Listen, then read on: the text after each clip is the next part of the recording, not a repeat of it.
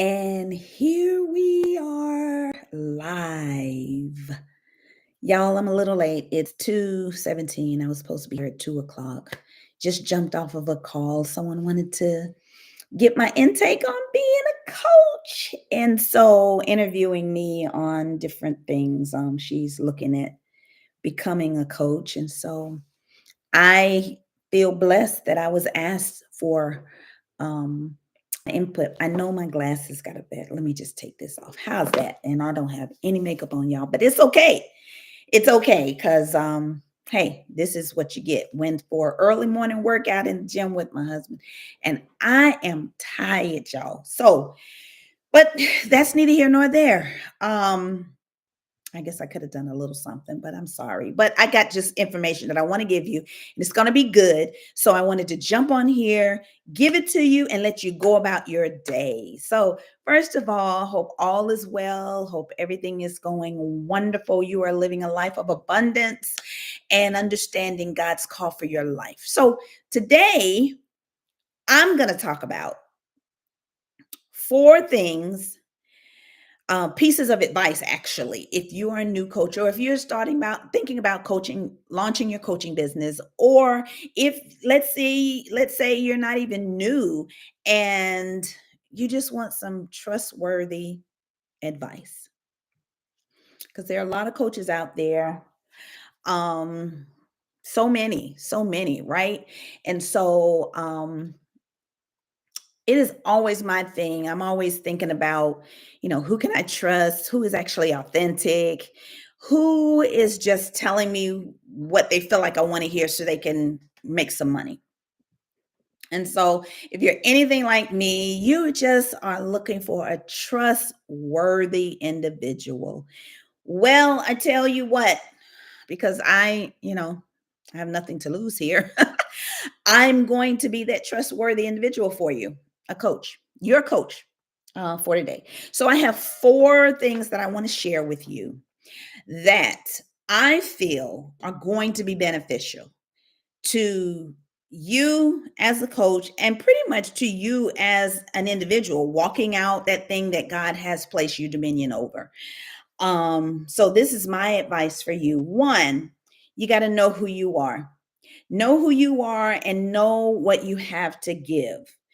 I like to talk about the three C's, and I like to talk about this with clients who are looking to walk in that thing that God has placed them in dominion over, or sometimes other coaches who are asking me, well, what is your methodology, or what do you say to your clients in terms of your approach? And so my thing, I say a few things, but I always start with the three C's. And they are: one, clarify.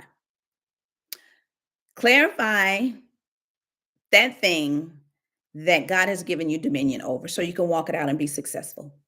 Okay? So clarify. Then two, commit. Sorry. Two, commit. Commit to that thing, commit to learning, commit to growing, commit to developing it. And then three, communicate. Be able to articulate what it is you do and how you serve others. So those are the three C's: clarify, commit, and communicate. That's the first piece of advice that I would give someone who is looking to, maybe a coach, advice that I would give a coach, maybe a new coach, or maybe a coach that's been coaching for a while. Um, Number two is have your champions. Have your, some coaches call them your inner circle. Have these people that you that pour into you because you're pouring out of yourself often. So have this inner circle, your champions, your tribe, these people that are pouring back into you what you have poured out. These people who support you, these people who are not going to tell you what you want to hear, but tell you what you need to hear. And then three, know what replenishes you. Know your weaknesses. Know when enough is enough. Know when you need rest. Know when you need that extra boost of energy coming from. Okay, you got to know where it's coming from. So know what replenish you. And then four, don't be a copycat coach. We weren't all made the same. We were all uniquely and wonderfully made, the Bible tells us. We're all uniquely and wonderful made, and each and every one of us has a gift specific to our essence, our being, that we are to walk out in the earth, right? It is how God created us. He did not create us all the same. Our personalities are different. How we react and respond, it's just you're unique. You're unique and you're different. So don't get caught up in this whole mentality, and I see it a whole lot in the coaching industry, is that you've got to look a certain way, you've got to be doing a certain thing, you've got to be a certain type of coach. No, God has given, if he has gifted you with the ability to exhort, to encourage, um then it's got to look the way that he's put it inside of you. There are so many facets to coaching, right? There's so many different ways one could be coached. You could be coached in business. You could be coached on how to launch a business. You could be coached in money matters. You could be coached in relationships. You could be, there are coaches for all kinds of things. I mean, all kinds of things. But although there are coaches for all kinds of things, there are thousands, probably millions of coaches, some with the same um, strategies, some with the same unique spin on their methodologies or their approaches. But there's only one you. There's only one you. And so when you go and you try to copy this from this person and copy that from, or be this type of coach, or, when you start doing that, you're going to get frustrated and you're going to get overwhelmed. You know how I know that you're going to get frustrated and you're going to get overwhelmed? It's because that was me. When I knew that God had called me into this space of coaching, exhorting, encouraging, and it's fleshed out through coaching. I was just really pulling at different, looking at different coaches, different styles, different, I was new. So I was, okay, how do I do this? Just looking at different coaches, those who you see on a large stage, right? But none of those people are me. None of those coaches, well, that they may be $1 million maker coaches, or they may be known across the globe, but I am only one me. And so, therefore, I have exactly what I need inside of me, that God has placed inside of me, uniquely specific to my makeup, uniquely designed for me to deliver for me. That's why sometimes when you interact with coaches or someone who's in the coaching industry and they seem just kind of fake, this is why. Is because they are operating outside of their genuine, authentic makeup and design that God made them.